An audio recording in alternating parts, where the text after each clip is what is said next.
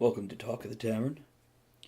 I'm Travis Sivart, and in this video I'm going to discuss old people. They're a hoot. Am I right? Talk the Tavern. Here you're always welcome. Welcome back.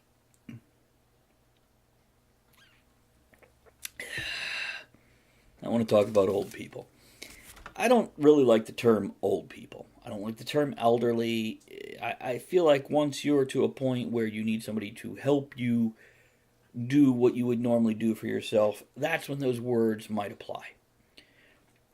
But I know people well into their 80s who are getting around, living life, doing fine, loving life.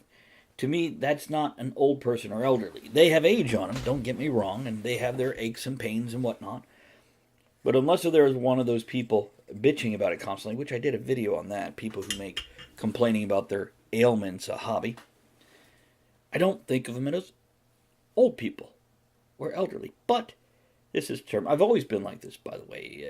Even in my teens, when I was 14 or 15 and hanging out with people from 25 to 40 years old, they weren't older to me. They were people who lived longer. That was the only difference. I understood there's a level of difference in their experience level versus mine. But they also understood that I could share experiences that I wasn't even around for in pop culture, television, music, movies. I could expose myself to these things. Even religious views, ghosts, etc. There is a chance that I could be of either a student level, an equal, or even know more than them. And I appreciated that. I constantly appreciated that. Anybody who says, I'm older, I know more, well, they're just ego. So I've got a couple stories.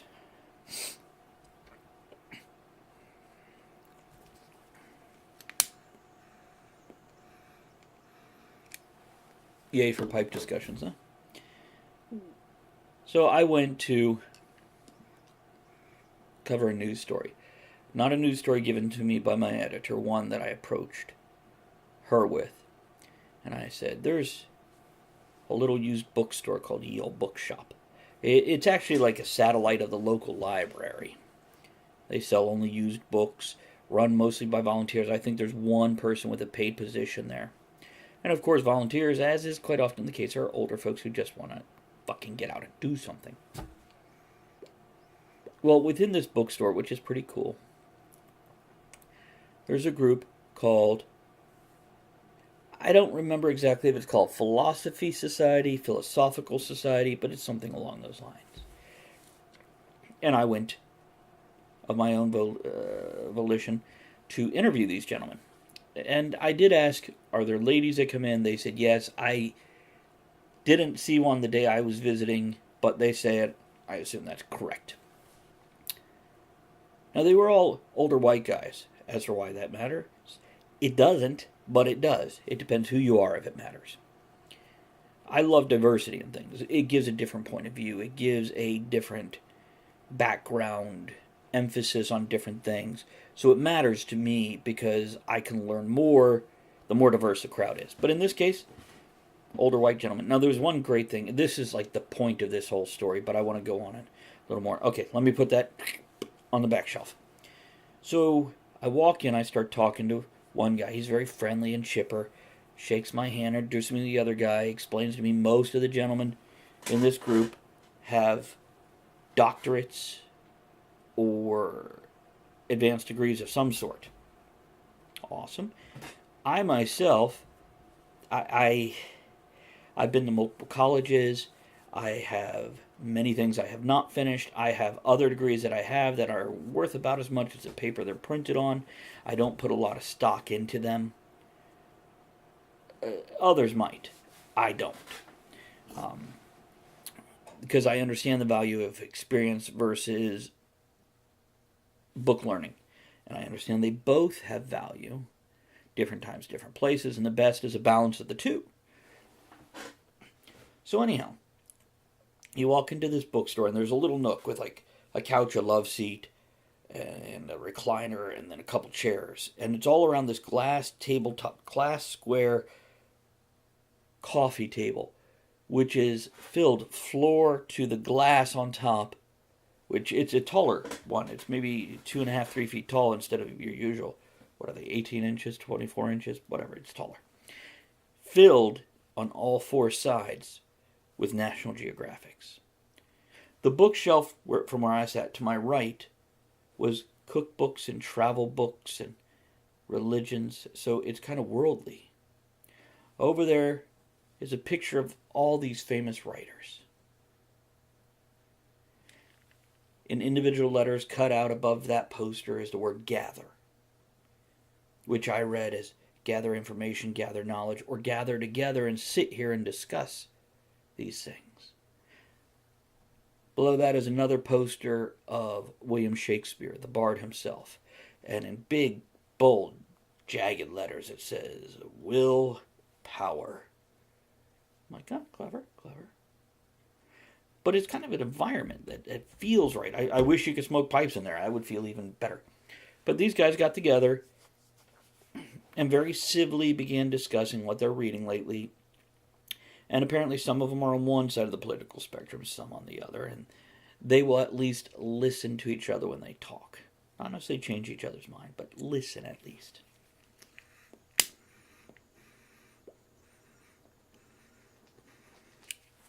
I thought it was great.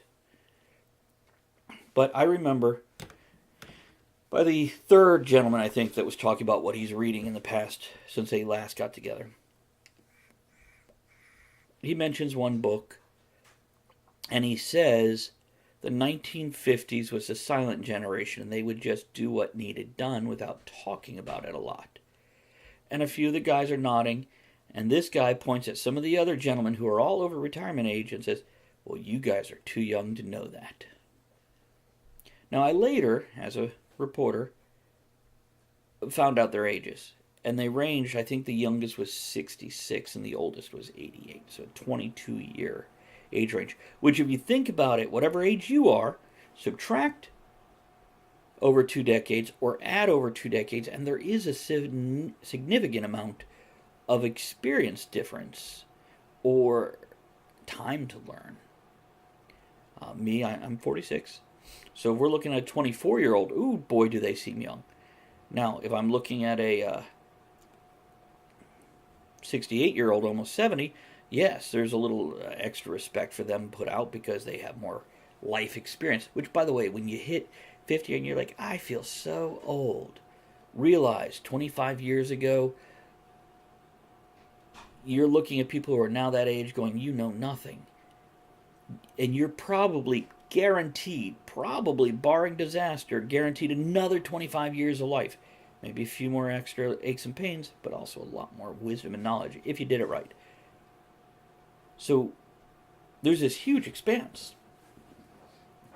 And I remember going through the people I've known in my life.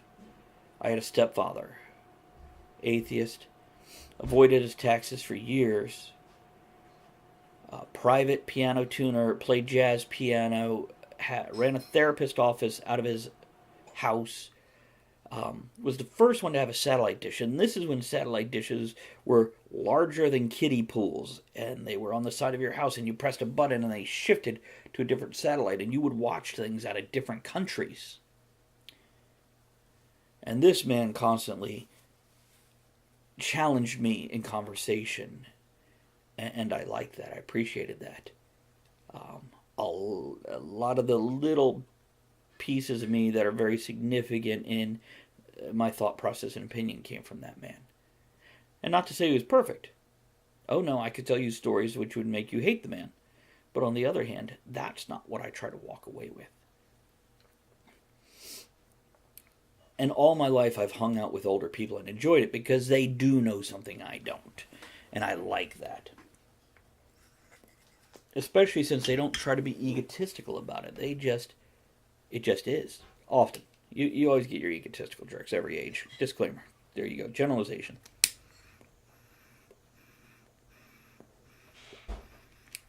Now, this also reminds me of Back in the day, in the olden days, my girlfriend and I were discussing this today. The things the pharmacy would prescribe.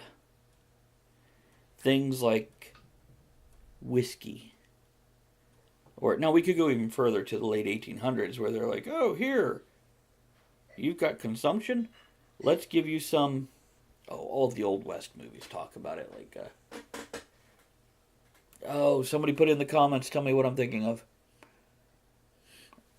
Women would basically get drugged up. It was the precursor to, after opium, maybe it was opium, not absinthe. Damn it. You know what I'm talking about. This was recommended. When cigarettes came out, they recommended them. They put cocaine in Coca-Cola. Cocaine was a prescription drug that could be recommended for what ails you. I'm still trying to think of what they used to drink.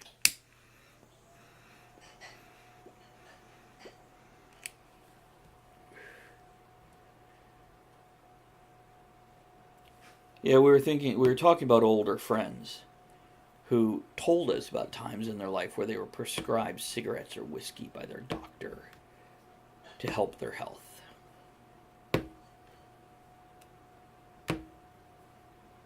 Good times.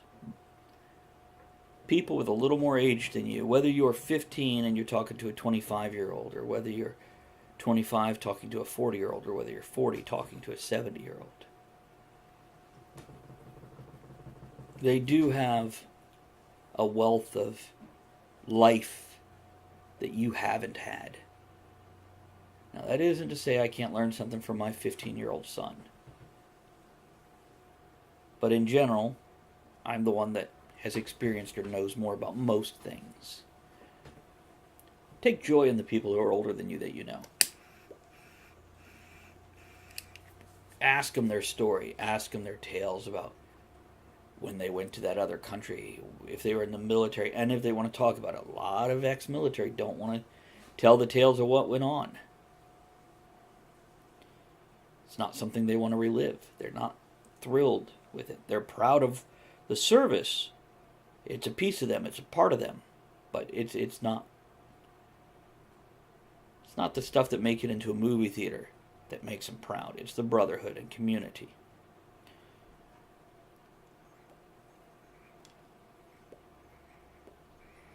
Anyhow,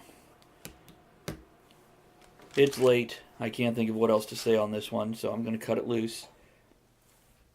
Make sure you subscribe to the channel, please.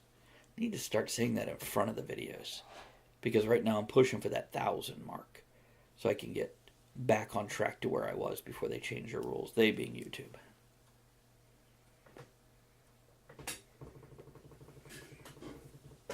Otter, Mr. Bitey Otter. Hi, buddy. Want the pets?